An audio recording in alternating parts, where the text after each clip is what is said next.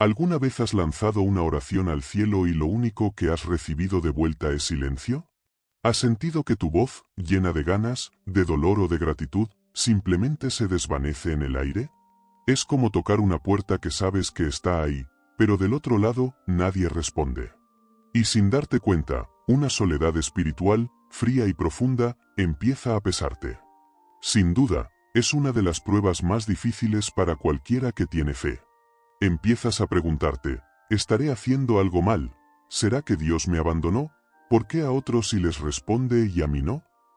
Ese grito silencioso del alma te puede desanimar y hasta hacerte dudar de si Dios realmente te quiere. Pero, ¿y si te dijera que ese silencio no significa que estás solo? ¿Y si, en realidad, fuera una invitación, una oportunidad para aprender a escuchar a Dios de una forma totalmente nueva, mucho más profunda e íntima de lo que te has imaginado? Quédate conmigo, porque hoy vamos a explorar juntos este misterio. No para que deje de doler, sino para entender el propósito divino que hay detrás. Hoy vas a descubrir que cuando Dios guarda silencio, muchas veces es porque está haciendo su obra más importante, trabajar en tu corazón. Y está a punto de mostrarte algo mucho más grande. 1. El dolor del silencio. Tu sentimiento es válido. Antes de meternos de lleno en los porqués del silencio de Dios, es súper importante hacer una pausa aquí. Quiero que sepas que si estás pasando por una temporada así, lo que sientes es real, es válido, sobre todo, no estás solo en esto. No es que tu fe esté fallando o que seas un mal creyente. El silencio de Dios duele. Y duele porque la fe, al final del día, es una relación. Y en cualquier relación, el silencio que no se explica se siente como distancia, como que no le importas al otro o, en el peor de los casos, como un rechazo. Cuando oras y solo oyes el eco de tu propia voz, la cabeza se te llena de dudas. Empiezas a cuestionarlo todo. Seguro mi oración no es suficiente, mi fe es muy débil, debo tener algún pecado por ahí que no me deja conectar. Luego miras a tu alrededor, ves a otros contando cómo Dios les habló o cómo sintieron su presencia, y la pregunta es inevitable, ¿qué tienen ellos que no tenga yo? 2. La noche oscura del alma. No estás solo en esto. En la tradición espiritual, esta experiencia tiene un nombre, la noche oscura del alma.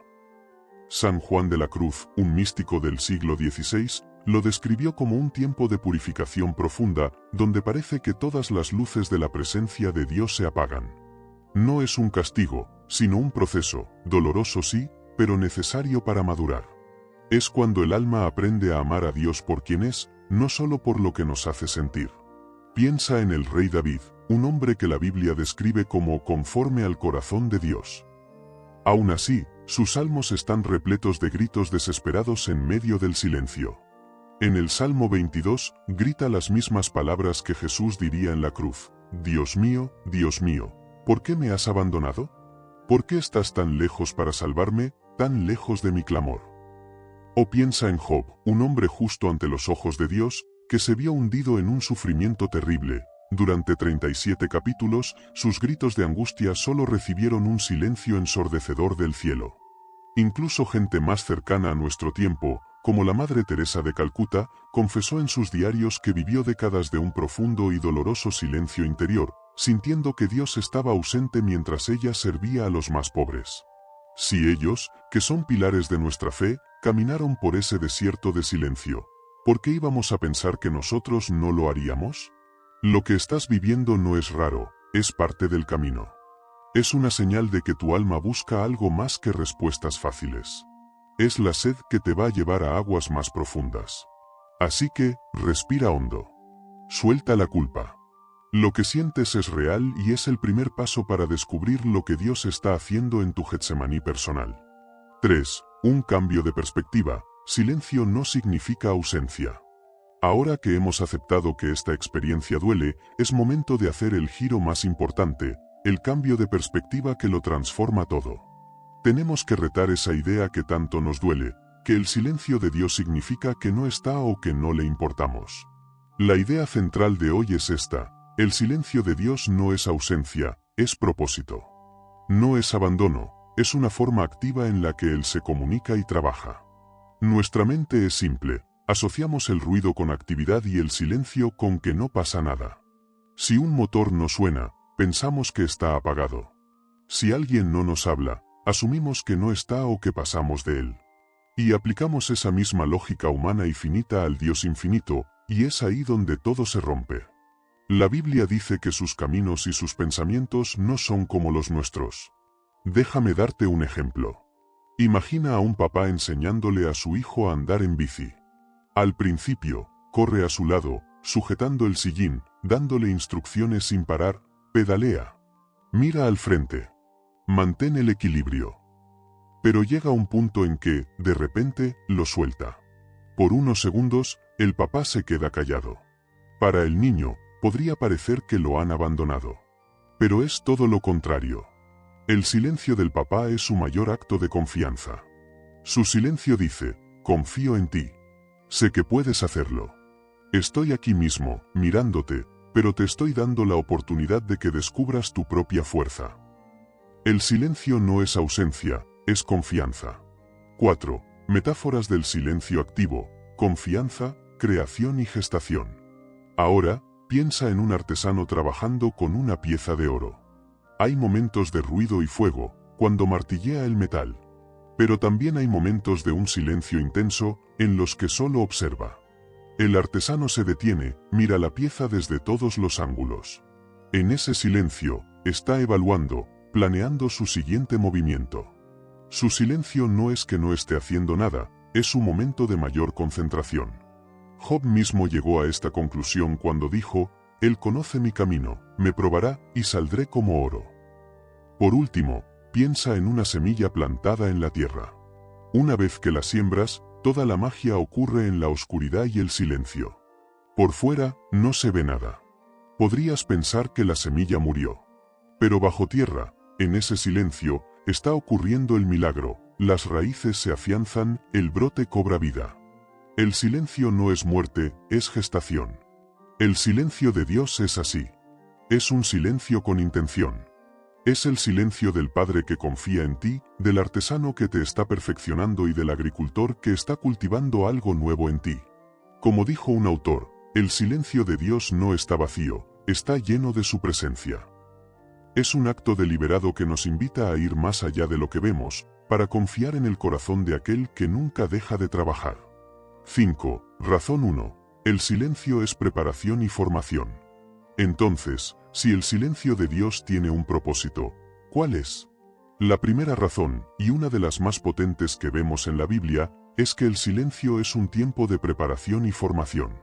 Aquí es donde el ejemplo que mencionamos antes cobra toda su fuerza, el del profesor que se queda callado durante un examen.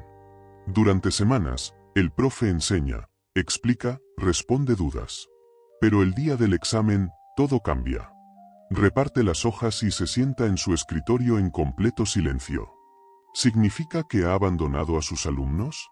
Claro que no. Su silencio es la prueba de que su enseñanza funcionó.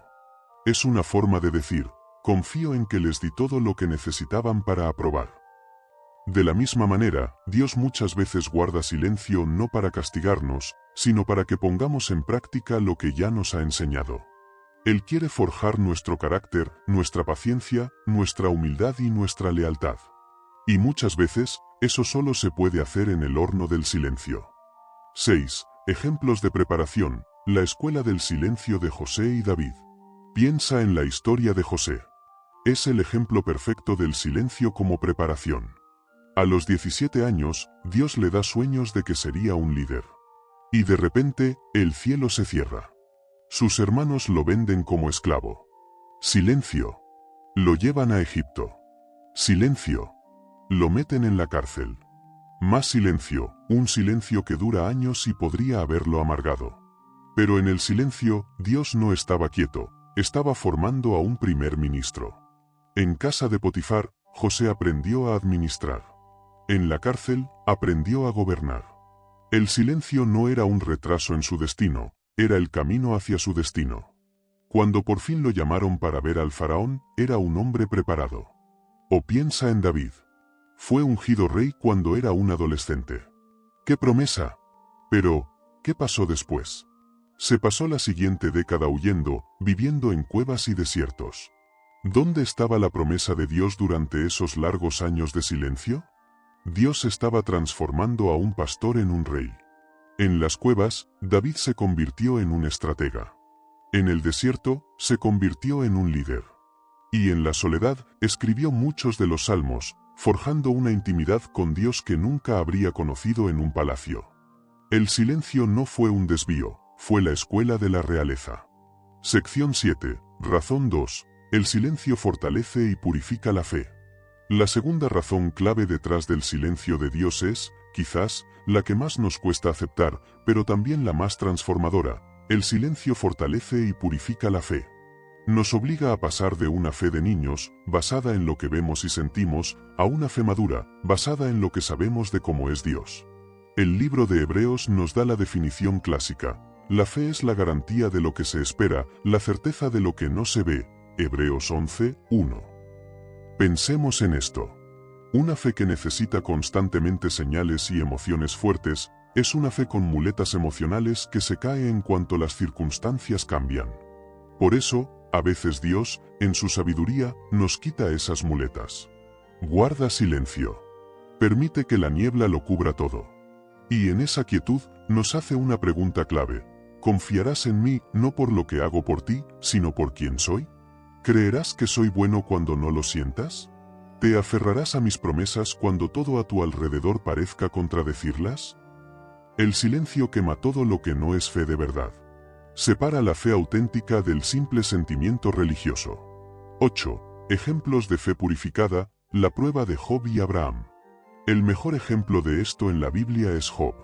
Lo pierde todo, sus hijos, su dinero, su salud. Pero lo que de verdad atormentaba a Job era el silencio de Dios.